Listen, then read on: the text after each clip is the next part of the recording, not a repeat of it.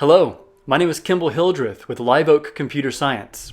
Our team has built a platform for Georgia CS teachers and students to help teach them the fundamentals of computer science and digital literacy. We've been working for the last few years to make sure that our online platform with step-by-step videos, assessments, and integrated code editor serve the students and teachers of Georgia as they learn computer science fundamentals.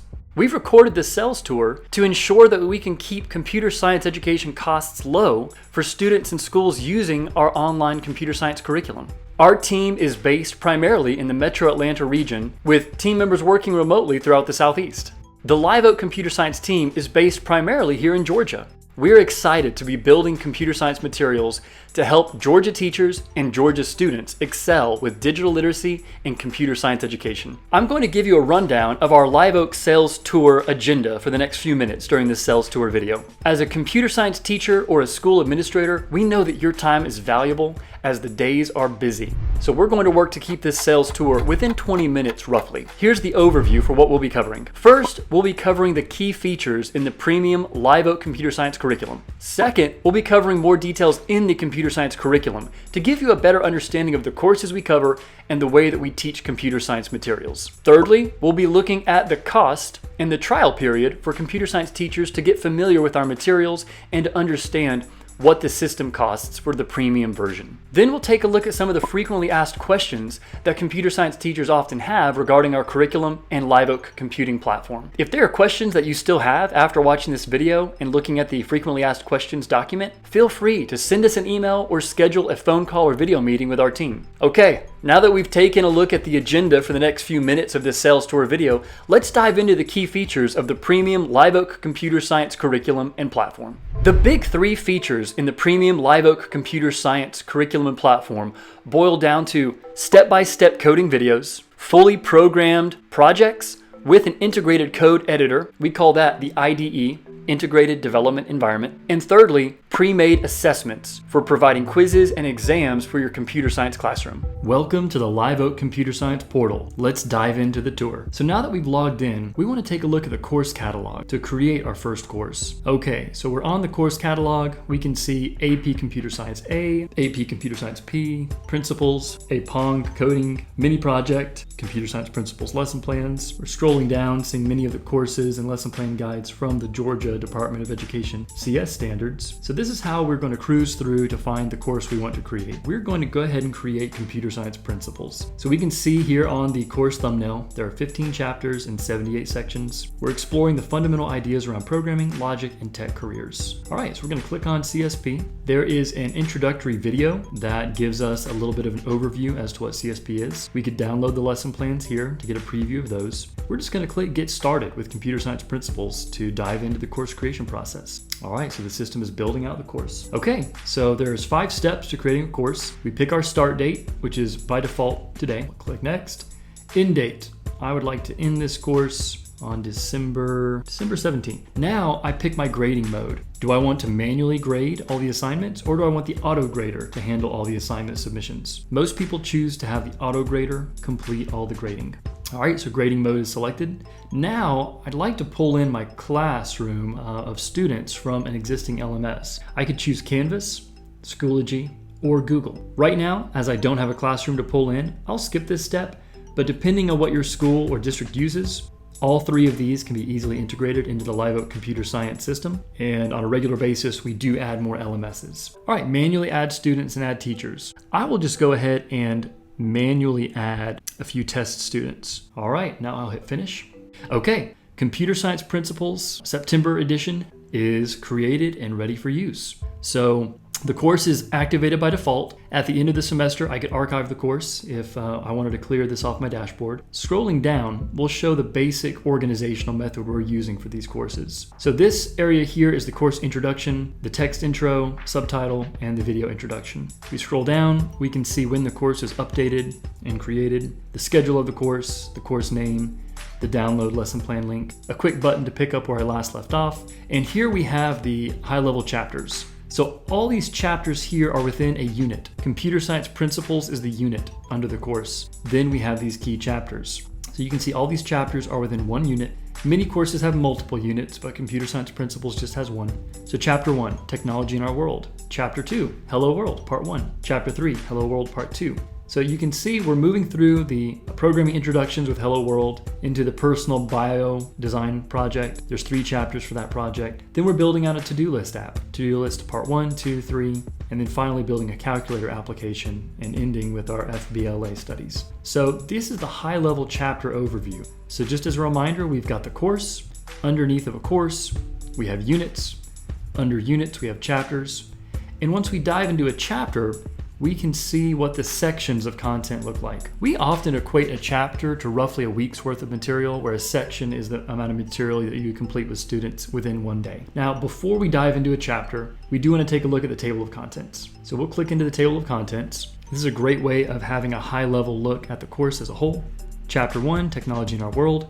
And there you can see the subsections in the chapter: artificial intelligence, technology's impact on careers, careers in technology, Hello World Part 1, scrolling down, and you can see the video player is beside sections that have video content, and then ending with the chapter on FBLA. So the table of contents is a great way of taking a look at all the material in the course at once. Let's explore to-do list part 1, creating the UI. Okay, so we're in chapter 9. Here's the chapter overview video, and then we can expand these sections to see the content for that day. So right here at the top, we have the standards mapping. All of our courses are mapped to the state standards that drive these specific courses. So for CSP, these are the CSP standards that the state of Georgia has created. So this section here addresses these standards listed. Collaborate to solve a problem using programming, show multiple levels of abstraction used in computation, locate and correct errors in a program, develop a program specifically with the goal of solving a problem, creating new knowledge, or helping people, organizations, or society. So the standards are listed here at the top of the section. The step-by-step video is located here. As we scroll down, we'll see there is section text describing what's happening in the section, and then we have all the glossary terms. Glossary terms are a quick way of accessing new vocab terms and just the expanding lexicon within the computer science projects. So website, if a student needs a refresher, what is a website? There's an image, a term, and then the definition. CSS property, what is a CSS property? A CSS property is a declaration that is used to set or change the value of a single property of an element. HTML, CSS padding, CSS margin. So these glossary terms are a great way of giving students access to terms that are new to them that they need to review to fully understand. So as a student or teacher is done, they'll click I'm finished with this section, and then it's marked complete. We can continue moving down the sections to see more standards, more step-by-step videos, more glossary terms. Depending on the section, there could be a quiz or a worksheet. Some sections have more content listed out that has embedded code for step-by-step guidance. Now here on this lower section, we've got glossary terms covering the basic concepts being covered in the to-do list app. So variable, what is a variable? What is a function? What is jQuery? What is JavaScript? Below that, we have API references. The API references specifically speak to the code being used in the project. What is append? Change. And then finally, at the end of the chapter, we've got the Chapter 9 quiz. So let's take a look at what that quiz looks like from the teacher admin view.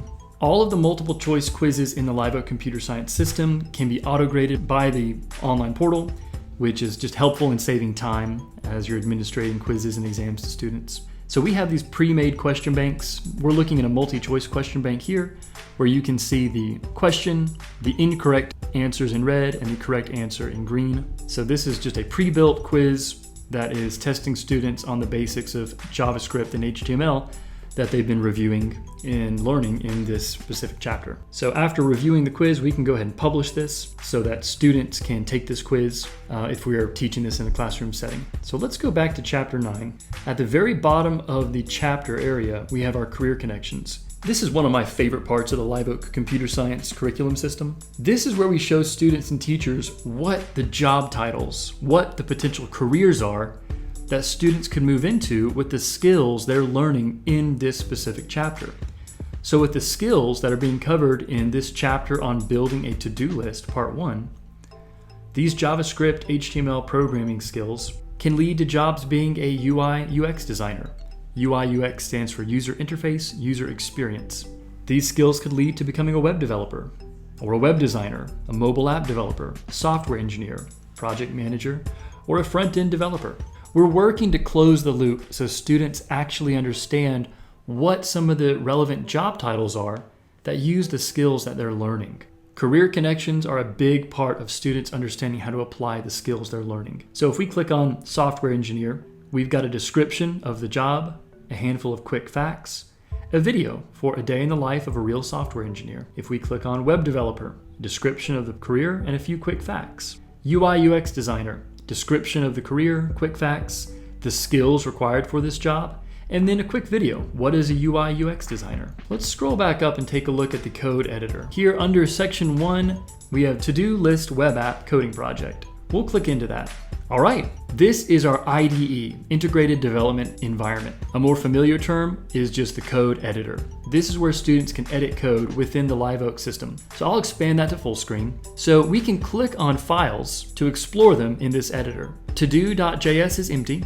List.js has a few pre-built tasks that are stubbed out in the code. To-do.css has got the beginning declarations for our CSS. To-do.html has some boilerplate code here. To-do.js has got some more boilerplate JavaScript code that's ready for students and teachers to use. So we can take a look at the Chapter 9 solution and the Chapter 10 solutions above. To-do.css, to-do.html, to-do.js.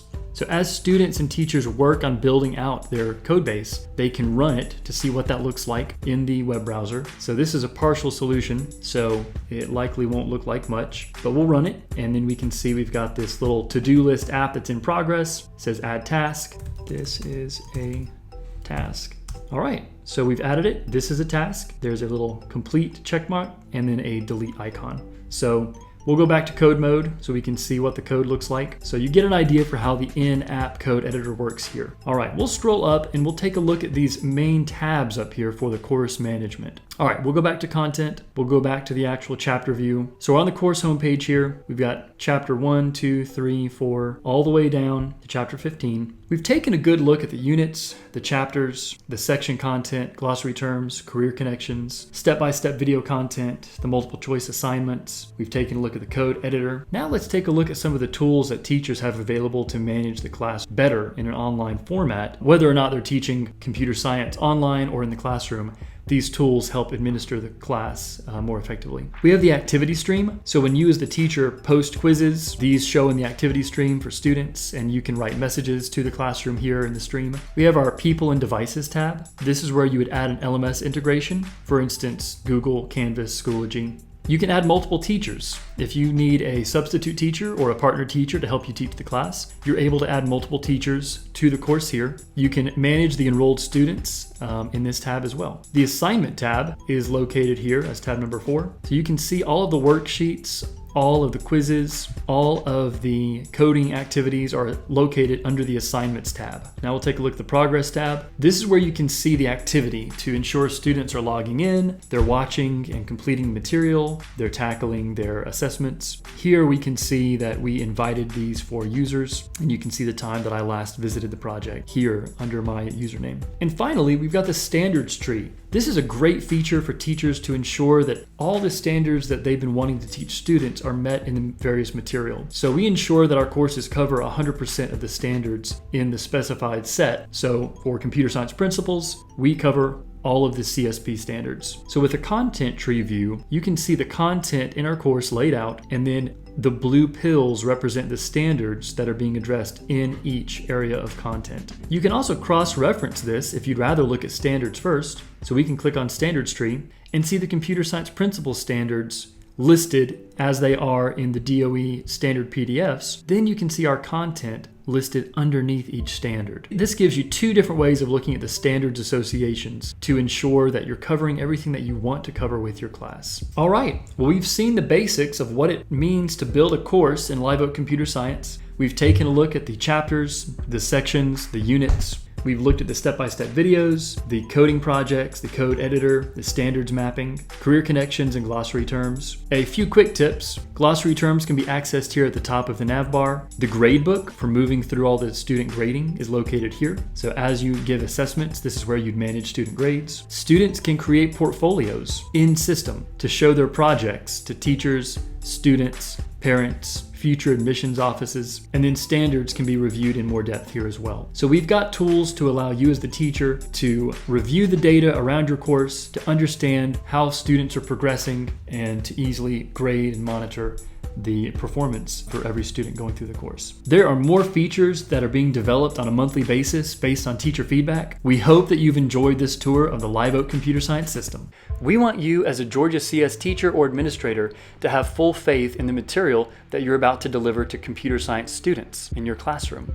At Live Oak Computer Science, we offer a 5-day full access trial period where you can pick the course that you're interested in from FID, FCP, IDT, IHT, IST, CSP, or PGAS, and then preview all the material and functionality in that course for 5 days. Reach out to us to request your trial to look at the material for your 5-day period before committing to using Live Oak Computer Science in the classroom.